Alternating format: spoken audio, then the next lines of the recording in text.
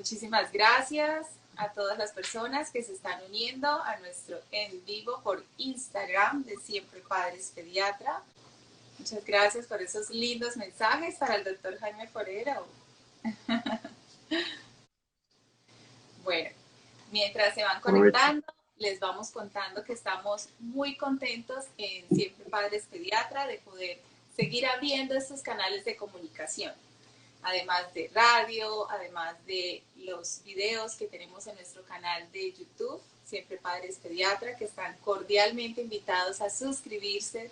También tenemos bastante información pero muy educativa en nuestro Facebook de Siempre Padres Pediatra y también inaugurando el Instagram, inaugurando este nuevo espacio en vivo. Nos pueden hacer preguntas, invitadísimos a que sigan muy pendientes, muy conectados de toda la programación. Y les tengo un dato, la próxima semana también tenemos una participación en el TRO, en televisión, en las cápsulas de salud de las 5:30 de la mañana. Pero no se preocupen, los que no son madrugadores también van a poder ver estas emisiones por las redes. Así que muy pendientes que les vamos a compartir los links para que también puedan conocer estas cápsulas de salud. Este tema que queremos inaugurar el 2021, un año con muchísima esperanza y sabemos que de nuestra parte hay mucho por hacer para mejorar nuestra generación, la generación del siglo XXI. Doctor Jaime Forero, para los que lo están conociendo, les contamos que es médico pediatra, que es neonatólogo, que es intensivista, que es experto en muchísimos temas y le damos la bienvenida y las gracias por compartir todo este conocimiento maravilloso con los seguidores de Siempre Padres Pediatra. Muchísimas gracias por tu invitación. Es un tema que nos ha inquietado muchísimo ya hace varios años, la columna del niño siglo XXI que escribí en Vanguardia, puede ser ya hace unos 7, 8 años, buscando la prevención, que tengamos unos adultos sanos gracias a niños sanos. Porque es que la mayor parte de los problemas de salud que estamos teniendo en la actualidad son secundarios a cosas prevenibles. ¿Qué es prevención? Prevención es evitar, por ejemplo, contaminación ambiental. Ya hace 30 años sacamos nosotros el primer libro de nutrición, que afortunadamente fue muy vendido, fueron 5 ediciones, todavía se consigue y está vigente, curiosamente, lo he estado revisando en el último año, y a Dios gracias, mucha gente me dice, pero ese libro lo han fusilado mucho. Sí, el libro lo han fusilado mucho, pero a mí me encanta porque la idea de sacar el libro fue que mis colegas y otros autores empezaran a seguir.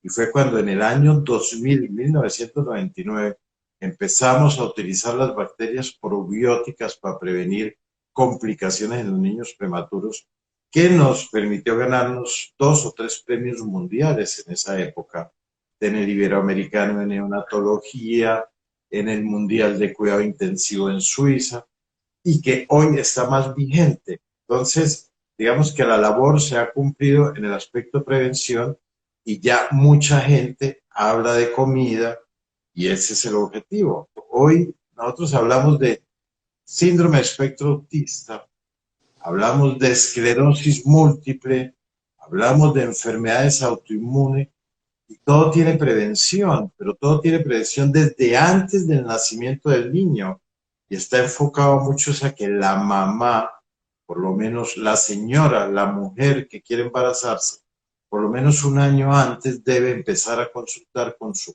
ginecólogo para empezar a quitar todos los factores que pueden afectar ese embarazo. Claro, es que la costumbre es cuidarse cuando ya está embarazada y resulta que es de antes, desde mucho antes. Yo terminé de dictar... Niñas se deben estar cuidando, ¿cierto? Y los hombres también. El año pasado, a finales del año, dicté un seminario sobre plasticidad cerebral desde el punto de vista nutrición con la Universidad de Confenalco. Tuvimos 230 entre profesores, docentes, buscando eso, porque es que es todo el estudio del análisis del cerebro de nuestros hijos. A mí ahora, en este momento, me preocupa mucho, ya he sacado muchas columnas de vanguardia de todo el año pasado sobre los efectos de la pandemia sobre el desarrollo cerebral. ¿A qué viene el tema? Que, por ejemplo, el espectro autista puede estar apareciendo en el cerebro del niño en la primera semana del embarazo, cuando la madre todavía no se ha dado cuenta que está embarazada.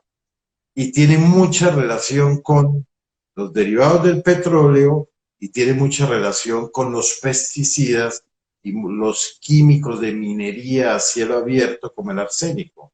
Entonces, esa señora ilusionada con su embarazo y ni siquiera sabe que todavía está embarazada, y ya el trastorno que se ha asociado, los hallazgos anatómicos en el cerebro de algunos de estos niños y que cada día es más grave, digamos que podría haber sido prevenible en el aspecto de 6 meses, un año antes, evitar contaminantes ambientales, salirse a vivir de la avenida principal.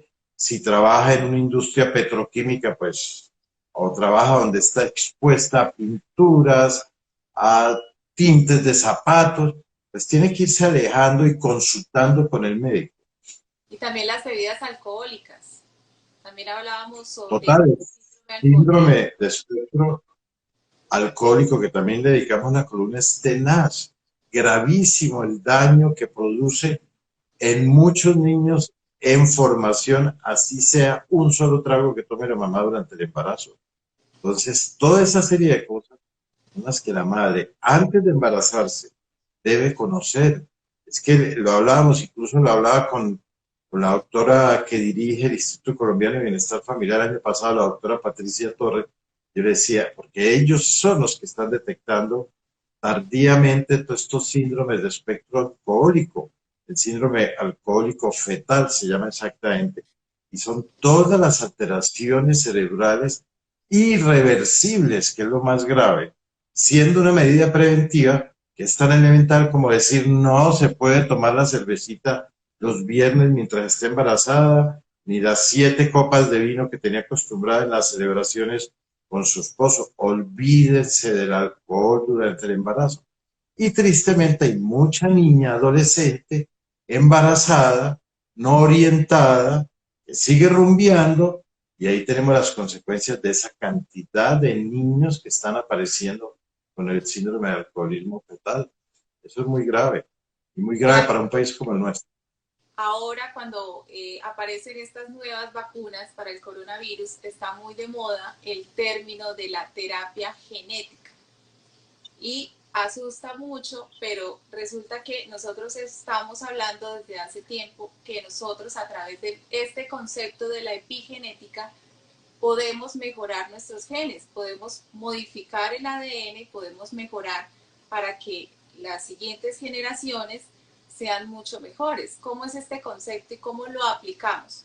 A que con la epigenética Eso es, podemos mejorar esta generación del siglo XXI. eso es igual. Yo tuve la fortuna de escribir parte de los capítulos del libro español de gastroenterología y de probióticos. En Europa el tema es bastante trabajado y estudiado. Hace como unos 8 años, sobre epigenética. Nosotros llevamos casi que paralelo al estudio del tema de probióticos trabajando epigenética. Yo siempre doy la misma explicación. Yo, pues, desafortunadamente soy citadino. Entonces, digamos que mi abuelo sembró algodón, y yo pongo el ejemplo de Aguachica por la influencia que tiene Aguachica en nuestra región. Y regaba glifosato y otros pesticidas en sus cultivos de algodón. Y yo recuerdo mucho de niño que la gente que empezaba a cultivar palma africana incluso probaba el pesticida de la época, que era dulzongo, como diciendo debemos usarlos, no pasa nada, como siempre con los productos nuevos. Lo grave es que sale un medicamento nuevo, sale un veneno nuevo, no pasa nada, no sucede nada, no se preocupe, y eso es falso. Entonces, ese abuelo consumió y no le pasó nada, nace mi papá, no le pasa nada y nazco yo con una serie de o malformaciones, o trastornos genéticos, o trisomía, todo eso.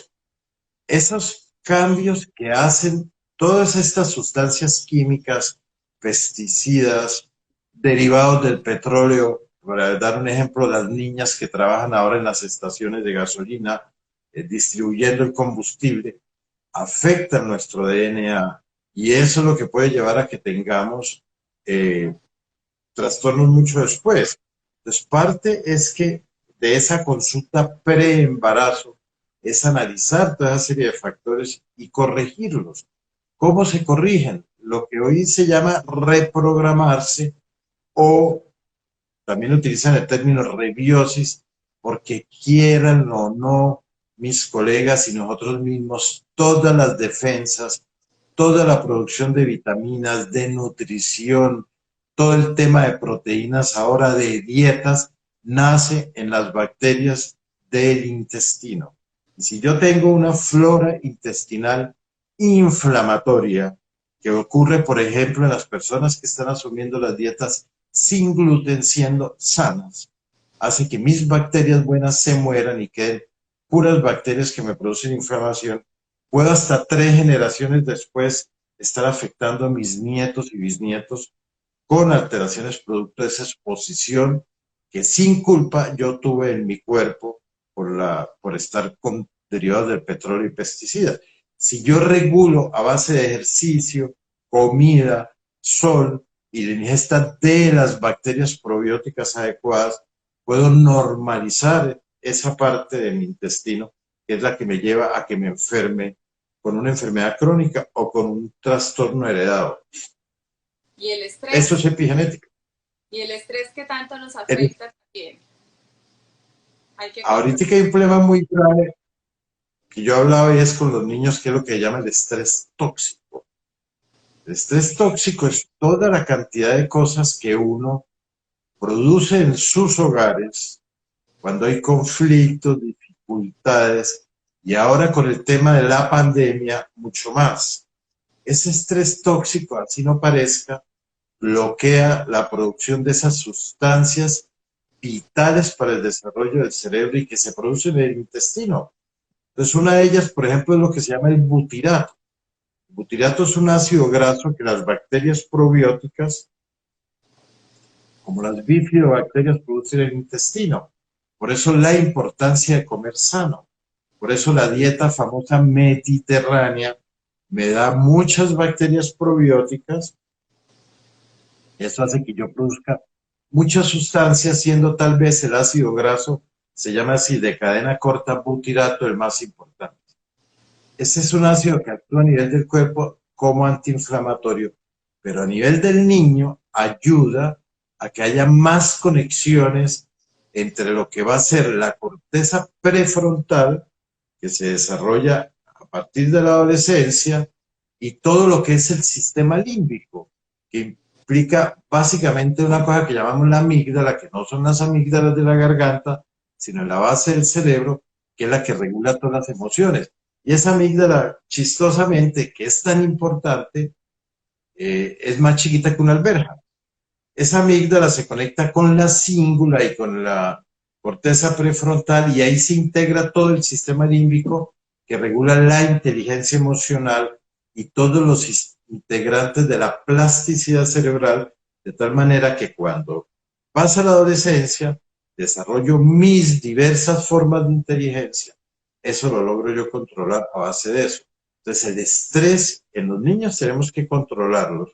Y en el adulto también, porque el estrés lo que hace es matar las bacterias probióticas buenas, quedan las malas y se produce una inflamación crónica, que es la que lleva a la obesidad, la diabetes, la enfermedad cardíaca, la enfermedad cerebral, el cáncer, las enfermedades autoinmunes. Y eso está todo plenamente comprobado. Y se está viendo todo esto a una edad más temprana cada vez, sino que ya personas de 30 y 40 años también están sufriendo de estas enfermedades. Toca, apenas uno detecta algún factor en la mujer que se va a embarazar y que quiere, la niña joven, pues tiene uno que tratar de quitarlo. Lo bueno en la actualidad y fácil es que es con cambio de hábitos que yo logro controlar eso. Si yo vivo en la carrera 27 y estoy todos los días o en la autopista, al borde de la autopista, recibiendo gran cantidad de contaminantes ambientales y llevo probablemente 5, 6, 7 años respirando ese medio ambiente, pues tengo que pensar en de pronto un cambio de vivienda para irme a sitios donde no haya contaminantes ambientales, ¿sí? Para que pueda quitarme esos factores y a base de una dieta saludable, de ejercicio y de cambiarme de ese sitio, logro solucionar. Es el mismo problema con las enfermedades respiratorias de los niños. Las enfermedades respiratorias de los niños tienen relación con el medio ambiente en la habitación donde uno duerme.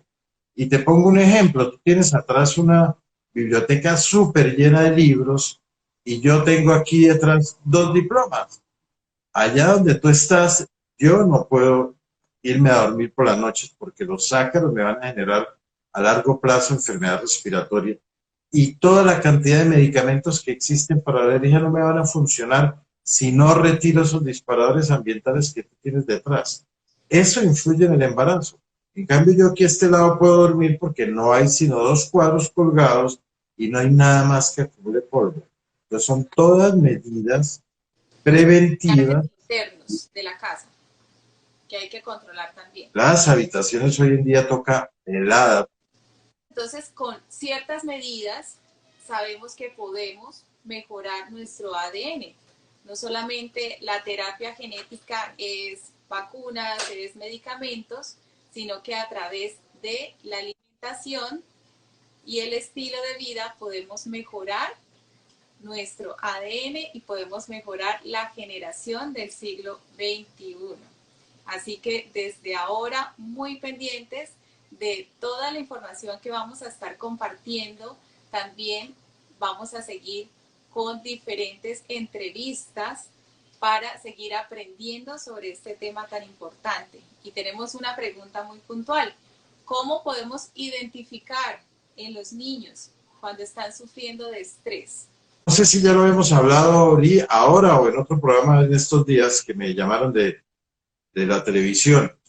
El 90% de la consulta que estamos haciendo en la actualidad son trastornos emocionales en los niños producto de la pandemia.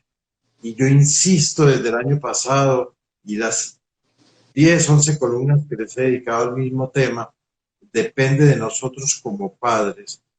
Primero, tranquilizar a los niños, conversar con ellos.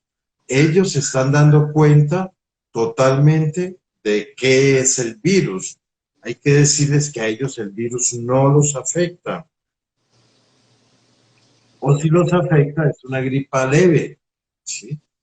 Porque están supremamente estresados. Entonces hay niños que se quejan de dolores de cabeza, otros niños que tienen trastornos del sueño, otros que empiezan a tener pesadillas, otros que empiezan a orinarse con frecuencia, cada 5 minutos van al baño y orinan chorritos, otros que empiezan a detener la deposición, entonces se estriñen, otros que empiezan a rumiar, a mantener la comida en la boca y no la pasan, otros que dejan de comer, o sea, las manifestaciones emocionales son muchas. Toca consultar con su pediatra o en su caso su médico general, pero es mucho más recomendable que el pediatra asesore a los padres y vea la necesidad de un psicólogo, un psiquiatra o algo para la atención en forma inmediata. Entonces, eso hay que hacerlo, porque esa es la consulta actual y no debe ser virtual. Puede ser virtual, pero lo obliga a uno como pediatra a presenciar, examinar el niño buscando otras cosas. En estos días, curiosamente, me llegó una niña que los padres pensaban que lo que tenía era emocional y resulta que la niña tenía una parálisis facial que si se deja empeorar sin tratamiento le deja la secuela de quedar con la cara torcida, una niña jovencita. Entonces, toda esa serie de cosas. Hoy me llamó también una señora que la niña se encierra y dice que la están persiguiendo. Eso ya de la parte estrés ya pasó a que esté haciendo algún trastorno psicótico y toca verla, no por consulta virtual, sino presencial, y proceder a intervenirla y medicarla, porque esa niña puede terminar botándose en un viaducto mañana, pasado mañana. Entonces Y todo eso toca adolescentes está presente. mucho. A mí me da tristeza, eso no está saliendo en la prensa, pero antier, la hermana mayor de una niña se botó de un edificio, eso, pues lograron parar la noticia y se mató, ¿sí? Deprimida por el cuento de la pandemia y nadie se dio cuenta.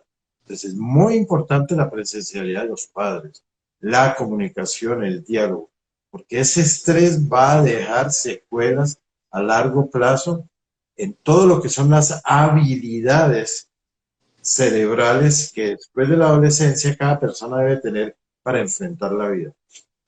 Claro que sí. Los invitamos a todos a conocer las entrevistas que hemos tenido en estos meses con diferentes psiquiatras muy importantes, hablando sobre el tema del estrés, del suicidio, de la ansiedad, de cómo podemos en casa controlar estos aspectos para mejorar no solamente la salud emocional de los niños, sino de toda la familia, porque cuando se hacen intervenciones en salud, sea física, mental, emocional, tiene que ver toda la familia. De igual manera, los cambios que hagamos en la alimentación, los cambios en el estilo de vida, tenemos que invitar a toda la familia para que también haga estos cambios para mejorar, todo para mejorar la generación del siglo XXI. Muchísimas gracias, Doc, por esta entrevista. Muchas gracias a ustedes por conectarse muy puntuales con nosotros. Y bueno, en otra oportunidad, Dios mediante, nos seguimos viendo también los viernes en vivo. Les vamos avisando las diferentes entrevistas. Por ahí vienen muchas sorpresas, no les cuento mucho. Así que muy conectados todos, muy pendientes de toda la información. Muchísimas gracias Muchas por gracias, lindos doctora Mariluz. mensajes. Muchos mensajes Muchas hermosos, gracias. Jaime Forero. Muchas gracias. Muchas gracias. Para todos. No olviden compartir el link para que muchas personas puedan conocer esta valiosa información. Muchas Nos gracias. vemos.